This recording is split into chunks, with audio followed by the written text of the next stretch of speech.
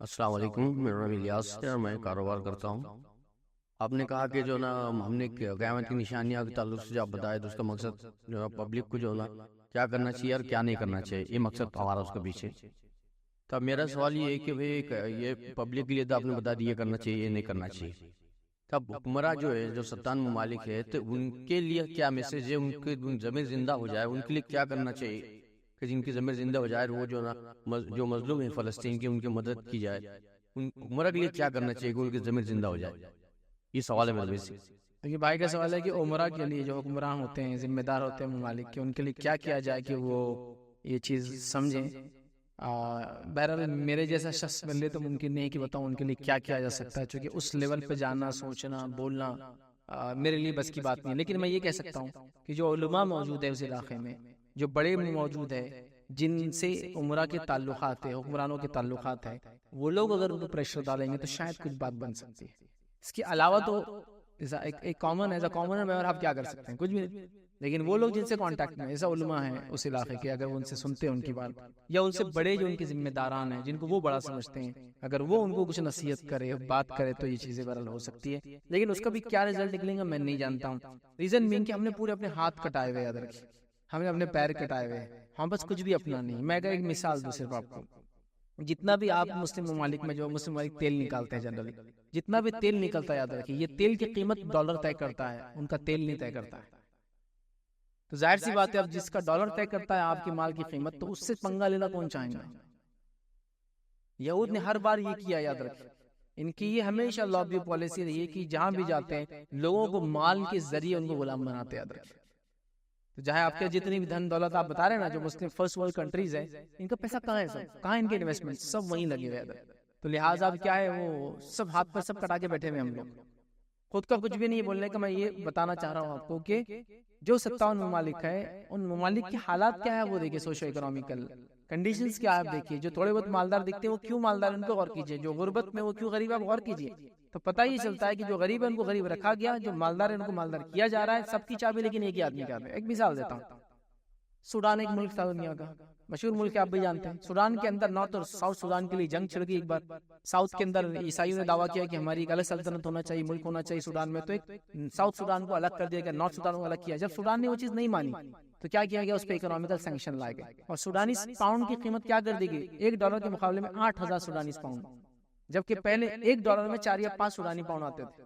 جب یہ نہیں مانا سوڈان نے تو کیا کیا پھر اس کا حل، اس کی اکنامی اتنی گرائی گئی کہ 8,000 سوڈانی پاؤنڈ آتے تھے $1 کے اندر۔ ایک مثال سینکشنز۔ دوسری مثال ایران لے لیجیے آپ، ایران نے بات نہیں مانا امریکہ کی، اس پہ سینکشنز لاگو کر دی گئی۔ آج ایک ایرانی مطلب $1 کے اندر 5,000 ایرانی ریال آتے ہیں، اور ایران پچھلے 20 سال سے کوئی نیا جہاز خرید نہیں سکا اڑنے والا۔ اس کا جتنے جہاز ہیں 25-30 سال پرانے سروسز میں سب، چونکہ اس کو کوئی ملک جہاز نہیں بیچتا ہے، چونکہ 2 کمپنیاں جو دنیا میں جہاز بناتی ہیں، اور دونوں بھی ایک یورپین ہے ایک امریکن ہے۔ سینکشنز لاگو ہو گئے اس پہ، تو اس کے ریال کا یہ حال ہے، اس کی اکنامی کا یہ حال ہے۔ اس کا تیل کو خریدتا نہیں، معلوم سوائے وہ ملک جو باغی ہے، تو اب جیسا رشیا خرید رہا ہے، اسے پہلے کوئی نہیں خریدتا تھا، سستا تیل کو خریدتا نہیں، تو یہ کرتے ہیں۔ تو یہود جو ہے نا آپ کی اکنامی، وہ جانتے ہیں کہ جادوگر کی جان طوطے میں ہے، تو طوطا ان کے پاس، یہ بات آپ یاد رکھ لیجیے۔ تو غریب غربت سے پریشان ہے، مالدار کو انہوں نے مالدار کر کے رکھا ہے، جب چاہیے نیچے کر دیں، جب چاہیے اکنامی برباد کر دیں گے۔ تو لہٰذا پرو ہونا ان کے یہ مجبوریاں ہیں بہت سارے لوگوں کی۔ خود مختار ہم نے اپنی اکنامی نہیں بنائی، خود مختار ہم نے کوئی بھی چیز نہیں، یاد رکھی آج۔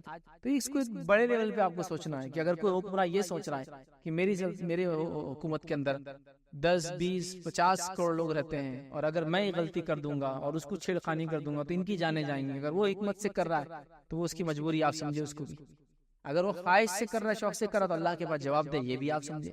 تو چیزوں کو بلیک اینڈ وائٹ نہیں کر سکتے ہم، ابھی ہر چیز گرے میں چل رہی ہے، سیدھا کالا اور سفید نہیں ہے، بیچ کے شیڈز بھی بہت ہے اس کے اندر۔ کیوں نہیں چیزیں ہو رہی ہیں، کیوں نہیں کر پا رہے لوگ، کیا ہو رہا ہے، یاد رکھیں۔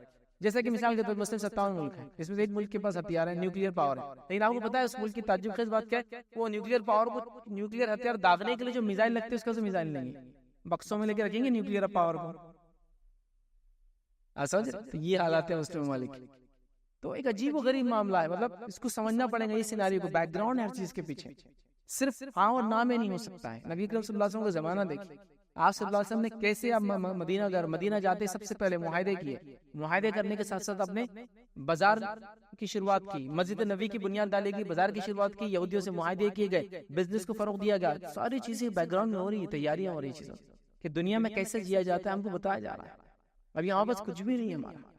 مطلب آپ اس کو صرف سوچیے اس لیول سے کہ ایک آدمی اس کا اتنا پیسہ اسی کو انتظار، اس کا تجوری نہیں پیسہ رکھنے کے لیے. اب اس نے میرے پاس لا کے پیسہ رکھا، اب میں نے تجوری میں پیسہ رکھا، اب اس کو جو چاہے نہ چاہتا ہوں دوں گا نہیں ہے، تو نے یہ کرا تو ارے بھائی دے دے، بھائی جو دیتا دے دیا، تھوڑا دے دے، سمجھ. تو یہ حالت آ گئے. تو اس چیز کو سمجھنے کی ضرورت ہے، اس چیز کو پڑھنے کی ضرورت ہے. کوئی اگر جاننا چاہتا ہے کہ یہود اور نصارہ نے کیسے لابی بنا کے پوری دنیا کو، یا خاص طور سے فرسٹ ورلڈ یورپین اور امریکن کنٹریز نے جو دنیا کو برباد کیا ہے، تو وہ محمد مہاتیر کی کتاب ہے دا اسلامک دینار، جو ایکس پرائم منسٹر تھے ملیشیا کے، ان کی کتاب ہے دا اسلامک دینار. وہ آپ کتاب ایک بار پڑھے تو اس میں انہوں نے پوری اکنامی بتائی، کیوں ہوا، دنیا میں جو حالات آتے ہیں کیوں آتے ہیں اور کیا ہوتے ہیں. اور ایک بڑی اچھی اسپیچ بھی دی تھی جب انہوں نے، وہ آخری ریٹائرمنٹ تھا جب یہ اسپیچ دی تھی اور کتاب کو لانچ کیا تھا. مطلب اپنے ملک کی صدارت چھوڑنے کے بعد ہی وہ بھی یہ کام کر سکے. جب تک پرائم منسٹر تھے ان کی بھی ہمت نہیں تھی کتاب لکھنا.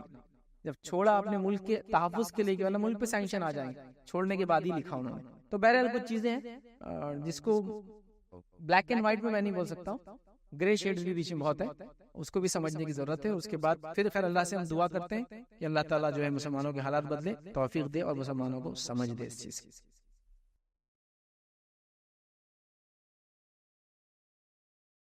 السلام علیکم. آپ بھی ہمارے اس کام میں تعاون کریں اپنی زکات و صدقات کے ذریعے. ڈونیشن ڈیٹیلز کے لیے ڈونیٹ پر کلک کریں. اگر آپ کو ہماری ویڈیوز پسند آئے ہیں تو اسے شیئر کریں اور سب کے حقدار بنیں. روزانہ ہماری ویڈیوز کو پانے کے لیے ہمارے یوٹیوب چینل کو سبسکرائب کریں اور بیل آئکن دبائیں. ہم سے دیگر سوشل میڈیا پر جڑنے کے لیے ویڈیو میں دیے گئے آئی ڈی کو سرچ کریں. جزاک اللہ.